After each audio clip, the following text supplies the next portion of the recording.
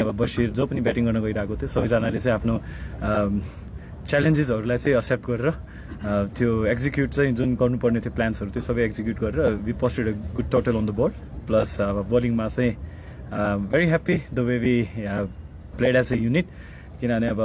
सबैलाई बाहिरबाट हेर्दा चाहिँ अब लाग्छ होला पावर प्लेमा हामी यताउता भइरहेको थियो तर द्याट वाज द गेम अब किनभने बोलिङ गर्न एकदम गाह्रो थियो सुरुको फेजमा तर पनि the way we actually came back it was amazing to see आजको ब्याटिङको बारेमा अलिकति होइन स्पेसली अब आज मुकेशले जस्तै 5 जस्तो खेल्नुभयो यो चाहिँ एनपिएलको हिस्ट्रीमै सबैभन्दा बढी रन चाहिँ एउटा टिमले बनाएको छ योभन्दा अगाडि पनि विराटनगरले नै बनाएको थियो तपाईँले चेन्ज गर्नुभएको थियो होइन त्यो हिसाबले आजको ब्याटिङ लाइनअप तपाईँहरूको ब्याटिङ लाइनअपको बारेमा नै अलिकति आई गेस एकदम राम्रो लाग्छ मलाई जसरी म आफै एउटा यङ्स्टर भएको नाताले चाहिँ कस्तो लाग्छ भने अब एकजना एक्सपिरियन्स क्याम्पेनर जुन चाहिँ टिममा छ प्लस त्यसपछि एउटा यङ्स्टर जो चाहिँ किन छ आफूलाई प्रुभ गर्नको लागि दुईजनाको जुन एउटा तालमेल त्यहाँ मिलिरहेको थियो एकजनाले आफ्नो एक्सपिरियन्स सेयर गरिरहेको छ अर्कोसँग र त्यो एक्सपिरियन्सलाई छिटै ग्यादर गरेर त्यसलाई इम्प्लिमेन्ट गर्नु एकदम आफैमा ठुलो कुरा हो र लोकेशले जसरी आफूलाई प्रुभ गर्दै आइरहेको छ आई गेस मलाई चाहिँ अझै पनि लाग्छ कि उसको बेस्ट चाहिँ अझै आउन बाँकी नै छ र यही टुर्नामेन्टमा पनि आउँछ र एज ए टिम हामी योभन्दा पनि राम्रो गर्छौँ जस्तो लाग्छ चेज गर्दै गर्दाखेरि चाहिँ पोखरा चाहिँ राम्रो स्टार्ट थियो भने रसिङटन र भोटेलले ब्याटिङ गर्दै गर्दाखेरि तपाईँको प्लान के हो सिम्पल थियो किनभने अब थाहा थियो कि पावर प्लेसम्म चाहिँ आई वाज जस्ट ह्याप्पी कि जे भइरहेको थियो किनभने you can not do much about that because they were playing really well उहाँहरूले स्टार्ट एकदम राम्रो पाउनु भएको थियो तर अन द सेम टाइम तपाईँहरूले चाहिँ कुल हेड राखेर नै आफूले सोच्नुपर्ने हुन्छ कि अब इफ वी वर ब्याटिङ उहाँहरूको ठाउँमा हामी हुने भए पनि त्यही स्टार्ट नै हुन्थ्यो हाम्रो लागि पनि किनभने बोलिङ गर्न गाह्रो थियो त्यो फेजहरूमा तर त्यसपछि गेम जुन थियो एक्चुअल गेम चाहिँ त्यहाँबाट स्टार्ट त्यो फ्याक्टरको कुरा गर्नुभयो कति गाह्रो थियो बललाई ग्रिप गर्नलाई बल हातमा समाउनलाई डिलाइनको हेर्दाखेरि पनि गाह्रो भइरहेको छ छमा बल परिरहेको थिएन सो कति डिफिकल्ट छ मेरो एक्सपिरियन्समा मैले आजसम्म जहाँ पनि खेलेको छु त्यसमा चाहिँ सबभन्दा बेसी ड्यू नै आज नेपालमै देखेको थिएँ मैले हजुर तपाईँको ओभर चाहिँ टर्निङ पोइन्ट भयो जस्तो लाग्छ लाग्दैन त्यो 3 चाहिँ विकेट 3 रन होइन त्यसपछि चाहिँ अलिकति चाहिँ कमब्याक विराटनगरको कमब्याक जस्तै एक किसिमको छक्का चौकाको एउटा वर्षा जस्तो पनि भइरहेको थियो हजुरको त्यो एउटा चाहिँ ओभर चाहिँ टर्निङ पोइन्ट भयो जस्तो लाग्छ I'm here to help the team जुन वेमा हुन्छ अब मभन्दा अगाडि शुभमले त्यो विकेट निकाल्नु आई गेस रसको त्यो विकेट निकाल्नु त्यसले ब्रेक थ्रुले नै अब सबैको लागि सजिलो बनाइदियो प्लस मेरो जुन अब रोल छ टिमभित्र अब गएर सकेसम्म अब टिमको सिचुएसनको डिमान्ड के छ त्यो अनुसारले नै अगाडि बढ्छु र ह्याप्पी कि त्यो 2 विकेट चाहिँ त्यो ओभरमा आएर त्यसपछि हामीले मोमेन्टम सिफ्ट गर्न पायौँ एकदम राम्रो सुरुवात गर्नुभएको कन्सिस्टेन्सी चाहिँ एकदम चाहिन्छ यो T20 यो फर्मेटमा लास्ट सिजन तपाईँहरूको राम्रो प्रदर्शन थियो तर कुनै म्याचहरू सुपर ओभर गएर पनि हार्नुभयो भने त्यस्तो भएको थियो तर योपालि हेर्दाखेरि टिमको युनिटी हेर्दाखेरि फरेन प्लेयरसँग सेलिब्रेसनहरू हेर्दाखेरि पनि एकदमै राम्रो देखिरहेको छ कि युनिटी सो कस्तो महसुस भइरहेको छ एज अ टिम चाहिँ योपालि चाहिँ प्लेअफ पुगेर अथवा फाइनलले जित्ने खालको टिमको माहौल कस्तो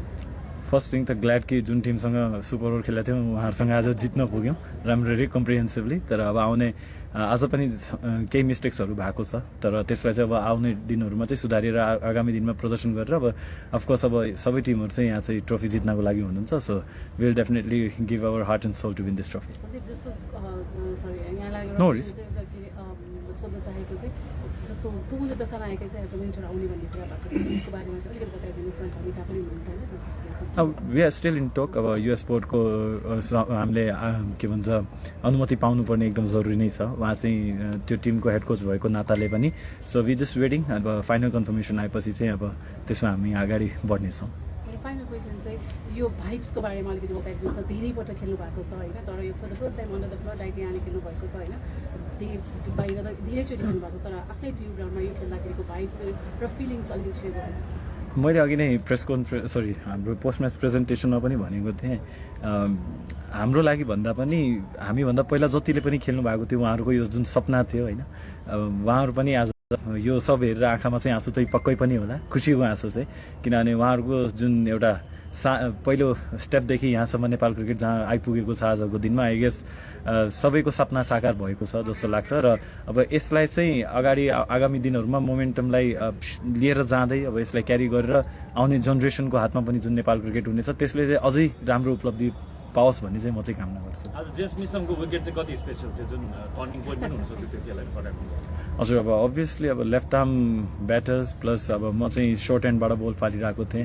अनि च्यालेन्ज थियो तर पनि अब एज ए लिडर अब तपाईँले चाहिँ टिमको मेन एक्सपिरियन्स बलर भएको नाताले चाहिँ त्यो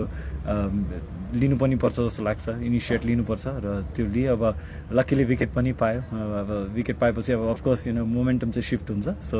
त्यसले चाहिँ टिमलाई एकदम हेल्प गर्यो जस्तो लाग्छ र साथै त्यसपछि आउने जति पनि बलर्सहरू हुनुहुन्थ्यो उहाँहरूले पनि एकदम राम्रो खेल्नु। एउटा लास्ट डुप्लेसिस आइपुग्नु भएको छैन, उहाँ आउँदै हुनुहुन्छ, उहाँ आइसकेपछि टिम अझ कतिसम्म बलियो हुन्छ? टिम अलरेडी बलियो पनि छ, प्लस उहाँको उपस्थितिले अब झन् थप ऊर्जा हामीलाई चाहिँ पक्कै पनि दिने नै छ र साथै उहाँको एक्सपिरियन्स जुन छ, अब आज जसरी गुप्टेलको एक्सपिरियन्स हामी सबैले हेरेको छौँ, त्यो कुराहरूले चाहिँ एक्सपिरियन्स चाहिँ हामीले गेम हेर्नको लागि मात्रै होइन, गेम सिक्नको लागि पनि उहाँहरूले चाहिँ के एक्स्ट्रा गरिराख्नु भएको छ त्यो हेरेर हामीले आफूलाई चाहिँ कसरी इम्प्रुभ गर्ने as a team, as a unit, as a player, individual, हामी मात्रै होइन कि अरू टिमहरूले पनि त्यो एउटा राम्रो सिक्ने मौका हुन्छ। यद्यपि सर्ट टाइमको लागि उहाँ चाहिँ आउँदैन हुन्छ, तर there is a lot of things to learn from for all of us. Thank you. Thank you thank you so much. Thank you Congratulations. Thank you.